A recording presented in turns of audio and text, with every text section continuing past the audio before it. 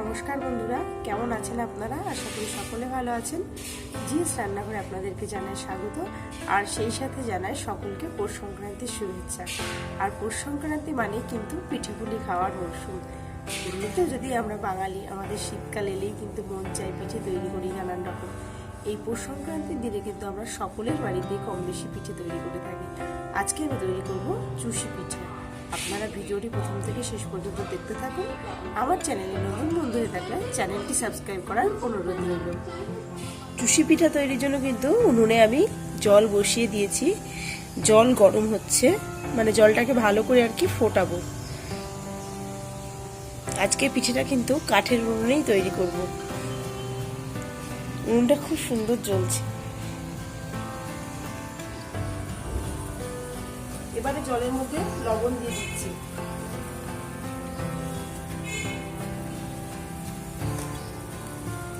চালের গুঁড়ো দিয়ে দিচ্ছি।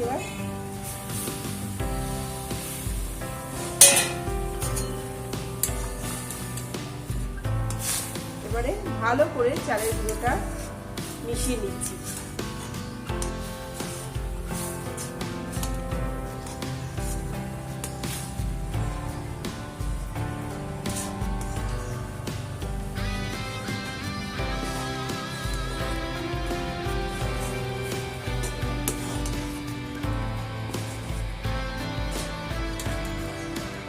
মোটামুটি একটা ডো তৈরি করে নিচ্ছি।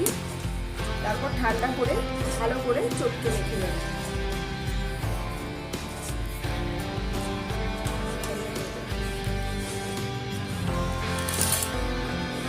ডোটা এবারে ভালো করে চটকে নেব।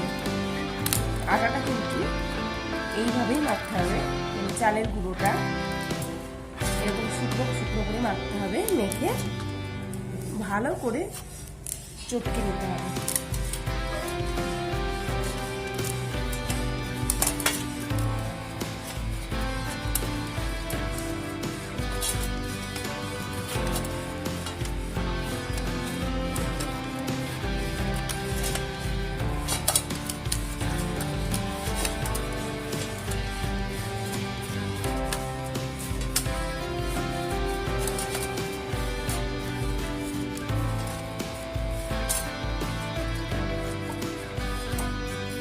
ভালোভাবে মেখে নিয়েছি। এবার একটা ভেজা কাপড় দিয়ে ঢাকা দিয়ে দিলাম, যাতে উপরটা শুকিয়ে না যায়। এক সাইডে রেখে দিলাম। আর এখানে এই যে শুকনো চালের গুঁড়ো নিয়ে নিয়েছি। আর এখানে একটা পিঠে নিয়ে নিলাম।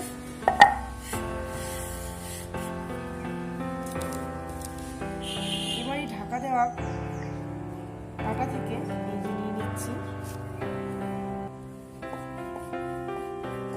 একটু লম্বা করে লেচি মতো করে নিচ্ছি। এবার পিঠের উপর একটু চালের গুঁড়ো ছড়িয়ে দিচ্ছি। ঠিক এইটুকু করে চুষি পিঠেগুলো আমি তৈরি করে নেব।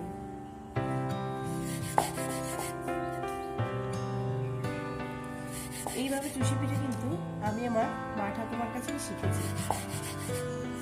স্কুল থেকে বাড়ি ফিরে যখন দেখতাম বাড়িতে পিঠে পুলির আয়োজন চলছে, তখন দেখতাম আমার মা ঠাকুমা এইভাবে বাড়িতে ঠিক চুষি পিঠে এইভাবে তৈরি করত।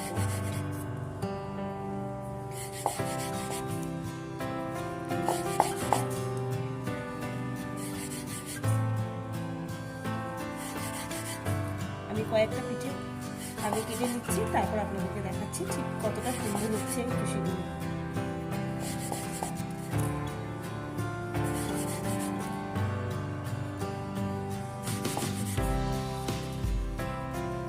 খুব বেশি আটা নিলে আবার মোটা হয়ে যাবে। অল্প অল্প করে নিয়ে হাতের তালুর সাহায্যে ডলা দিলে কিন্তু খুব সুন্দরভাবে এই চুষি পিঠেগুলো তৈরি হয়ে যায়।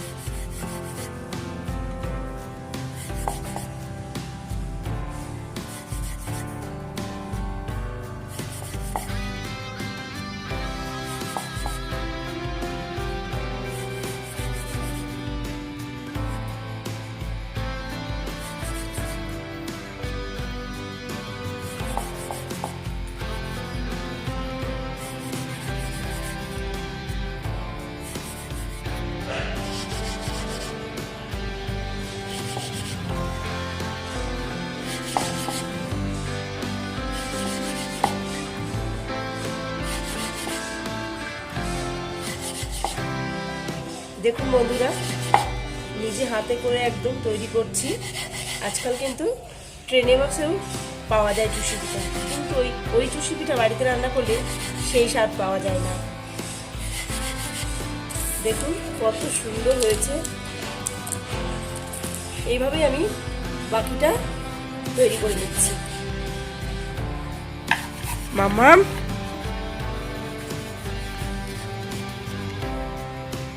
এই যে জিএস রান্নাঘরে আমার মেয়েও চলে এসেছে আমাকে সাহায্য করতে। দেখো পিঠে করছে। বাবা,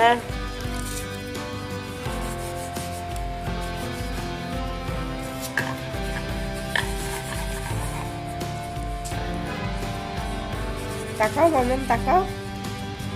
সোজা হয়ে বসো, ওরকম শুয়ে পড়ছে কেন? পিঠে হচ্ছে, করো। এই যে সম্পূর্ণ চুষিগুলো কাটা হয়ে গেছে, কি সুন্দর হয়েছে দেখতে। আর এই যে এখানে নিয়ে নিয়েছি খেজুরের গুড়ের পাটালি। এবারে চলে যাব মূল রান্নাতে। চুষি পিঠে তৈরি করার জন্য এখানে উনুনে আমি দুধ বসিয়ে দিয়েছি। দুধটা ফুটে ওঠা পর্যন্ত অপেক্ষা করব। দুধটা কিন্তু বেশ ভালোভাবে ফুটে উঠেছে। এই সময় আমি এর মধ্যে দিয়ে দেব পাটালি গুড়। পরিমাণ মতো পাটালি গুড় আমি এর মধ্যে দিয়ে আবারও দুধটাকে বেশ কিছুক্ষণ ফোটাবো।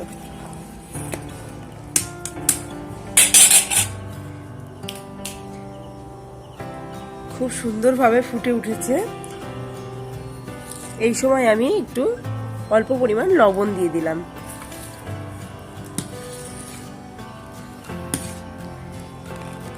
রংটা কিন্তু খুব সুন্দর এসছে। এই জন্য বলে খেজুর গুড়ের পিঠে সত্যি কিন্তু খেতে খুব সুস্বাদু হয়। এবারে এর মধ্যে আমি পিঠেগুলো দিয়ে দেব।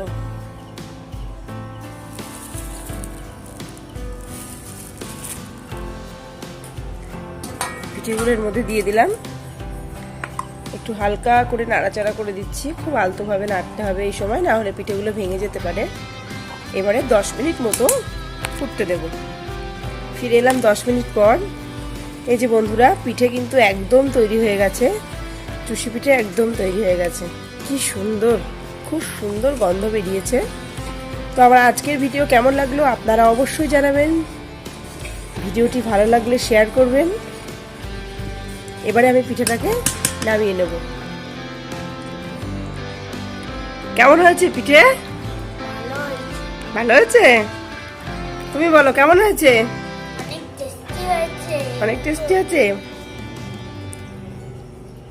খাও। ঠিক আছে, ঠান্ডা হোক তারপর সবাইকে দেবো আবার। তৈরি হয়ে গেল দারুণ স্বাদের চুষি পিঠে। আজকের মতো ভিডিওটি এখানেই শেষ করছি। আবারও হাজির হয়ে যাব নতুন কোনো রেসিপির সাথে। ততক্ষণে ভালো থাকবেন, সুস্থ থাকবেন। ধন্যবাদ।